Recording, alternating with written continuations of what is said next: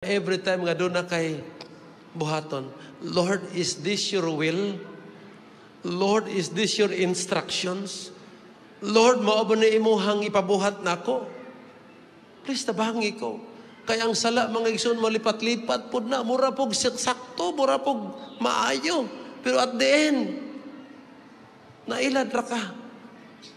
Muna, dapat 100% ang imong pagkabuhi para sa Ginoo. Ang imong pagkabuhi diha sa Ginoo, ayaw na pagtakilid.